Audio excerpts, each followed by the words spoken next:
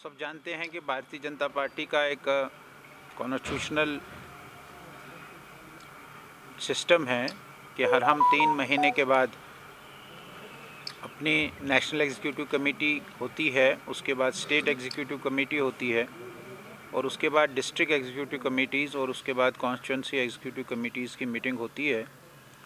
इन दिनों में पूरे जम्मू कश्मीर में डिस्ट्रिक्ट एग्जीक्यूटिव कमेटीज़ का सिलसिला शुरू हुआ है।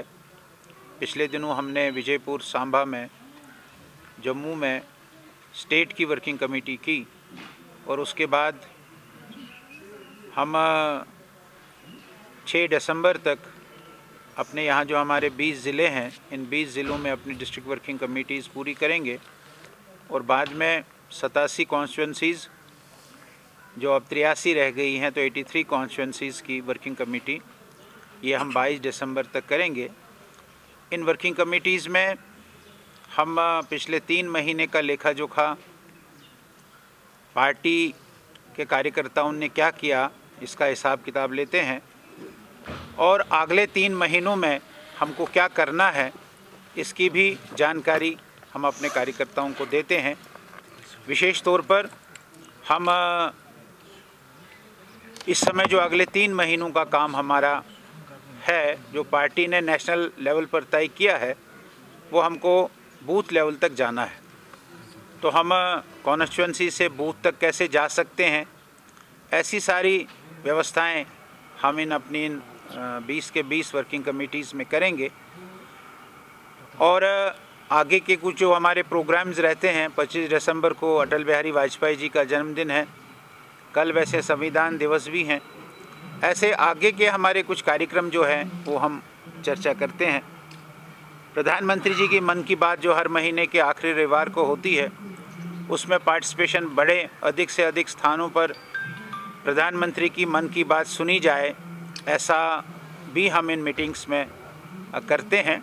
ऐसे हमारी पार्टी की जो रूटीन हमारा काम है, उस रूटीन काम को ये 22 दिसंबर तक हम ये पूरा करेंगे और सभी कॉन्स्टिट्यूंसीज़ में हम इन मीटिंग्स को करेंगे।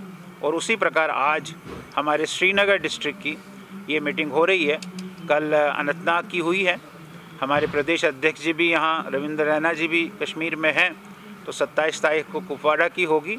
और ऐसे ही ये सारी मीटिंग्स है कि देखिए, मैंने कल भी कहा कि हमारे प्रधानमंत्री जी और हमारे होम मिनिस्टर ने फ्लोर ऑफ द हाउस में इस बात को दोहराया है कि ये जो स्टेटहुड है हमारी जम्मू कश्मीर की, वो वापस आ जाएगी। थोड़ा डिलिमिटेशन हो जाएगी चुनाव के नज़दीक या चुनाव के बाद, इस प्रकार की बात सरकार ज़रूर करेगी, ऐसा हमारा पूरा विश्वास है।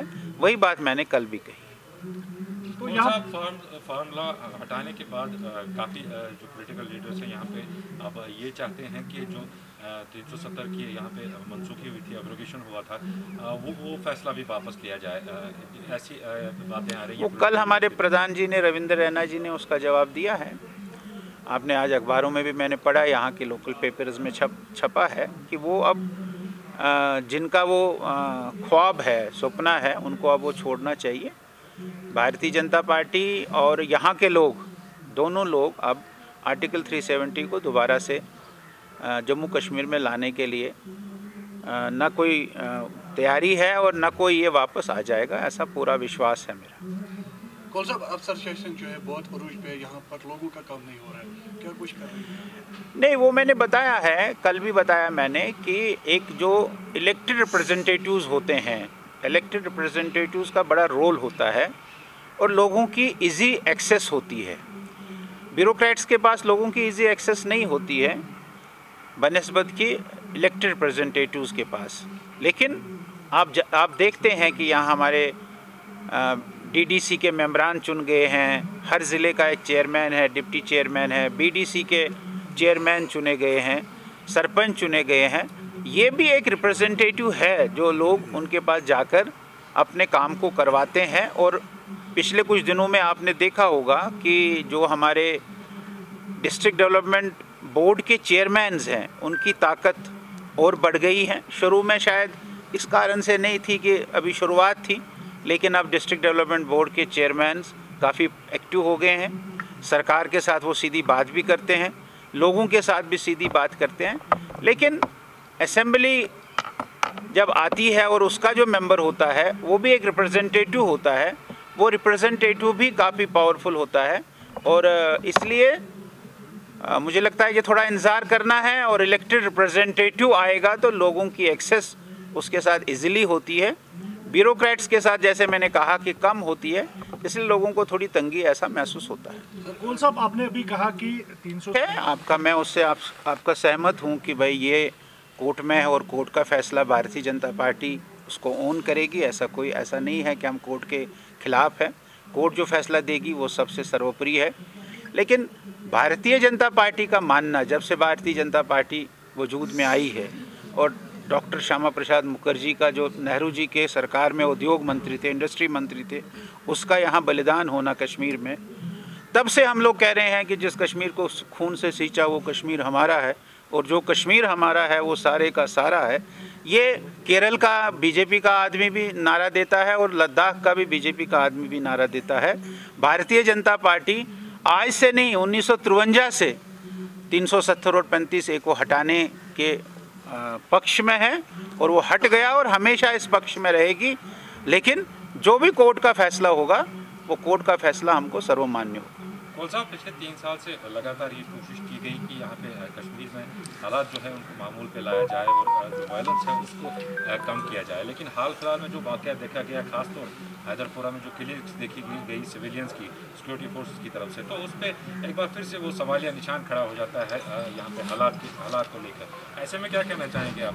हम तो ये कहते हैं कि भाई ऐसे वाक़या नहीं होने चाहिए, और इस वाक़या के लिए सरकार ने एक कमीशन भी गठित किया है, वो इसकी छानबीन करेगा और जो इसमें दोषी हो गए उनको सज़ा मिलेगी। लेकिन आपको ये बात भी देखनी है कि जो सारे आज इंटरनेशनल फोरम है, जो आज भारत के खिलाफ साजिश बन रही है, और उसके लिए उनको जम्मू कश्मीर एक इजी टारगेट लगता है, इसलिए वो इसका इस्तेमाल करते हैं। आप कितना भी उसको समाप्त करने की कोशिश करेंगे, वो इसको आगे बढ़ाने की कोशिश कर रहे हैं। लेकिन मुझे ऐसा लगता है कि हम लोग, हमारी सरकार, हमारी एडमिनिस्ट्रेशन, भारत सरकार इसमें कामयाब हो जाएगी, और यहाँ के लोगों को पिछले जो 3 दशकों में, 30 सालों में जो यहाँ के लोगों को सहना पड़ा है, उससे निजात मिलेगी।